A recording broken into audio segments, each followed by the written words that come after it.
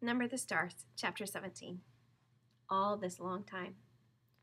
The war would end. Uncle Henrik had said that, and it was true. The war ended almost 2 long years later. Anne Marie was 12. Church bells rang all over Copenhagen early that May evening. The Danish flag was raised everywhere.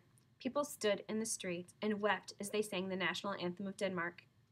Anne Marie stood on the balcony of the apartment with her parents and sister and watched. Up and down the street and across on the other side, she could see flags and banners in almost every window. She knew that many of those apartments were empty. For nearly 2 years now, neighbors had tended the plants and dusted the furniture and polished the candlesticks for the Jews who had fled. Her mother had done so for the Rosens. "It is what friends do," Mamma had said. Now neighbors had entered each unoccupied waiting apartment, opened a window, and hung a symbol of freedom there. This evening, Mrs. Johansson's face was wet with tears. Kirsty, waving a small flag, sang. Her blue eyes were bright. Even Kirsty was growing up. No longer was she a light-hearted chatterbox of a child. Now she was taller, more serious, and very thin. She looked like the pictures of Lise at 7 in the old album. Peter Nielsen was dead. It was a painful fact to recall on this day when there was so much joy in Denmark. But Anne Marie forced herself to think of her red-headed almost brother, and how devastating the day was when they received the news that Peter had been captured and executed by the Germans in the public square at Regevnen in Copenhagen. He had written a letter to them from prison the night before he was shot. It had said simply that he loved them, that he was not afraid, and that he was proud to have done what he could have for his country and for the sake of all free people. He had asked in the letter to be buried beside Lise. But even that was not to be for Peter. The Nazis refused to return the bodies of the young men they shot at Regevnen. They simply buried them where they were killed and marked the graves only with numbers. Later, Anne Marie had gone to the place with her parents, and they had laid flowers there on the bleak, numbered ground. That night, Anne Marie's parents told her the truth about Lisa's death at the beginning of the war. She was part of the resistance too, Papa had explained. Part of the group that fought for our country in whatever ways they could. We didn't know, Mama added. She didn't tell us. Peter told us after she died.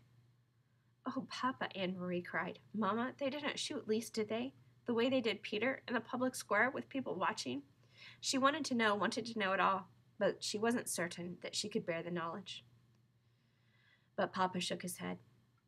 She was with Peter and others in a cellar where they held secret meetings to make plans. Somehow the Nazis found out, and they raided the place that evening. They all ran different ways trying to escape. Some of them were shot, Mama told her sadly. Peter was shot in the arm. Do you remember that Peter's arm was bandaged and in a sling at Lisa's funeral? He wore a coat over it so that no one would notice, and a hat to hide his red hair. The Nazis were looking for him. Anne Marie didn't remember. She hadn't noticed. The whole day had been a blur of grief. But what about Lise, she asked, if she wasn't shot? What happened? From the military car they saw her running, and they simply ran her down. So it was true what you said, that she was hit by a car. It was true, Papa told her. They were all so young, Mama said, shaking her head. She blinked and closed her eyes for a moment, took a very long, deep breath, so very, very young, with so much hope.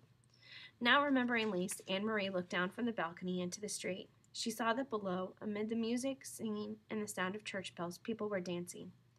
It brought back another memory, the memory of Lise so long ago, wearing the yellow dress and dancing with Peter on the night they announced their engagement.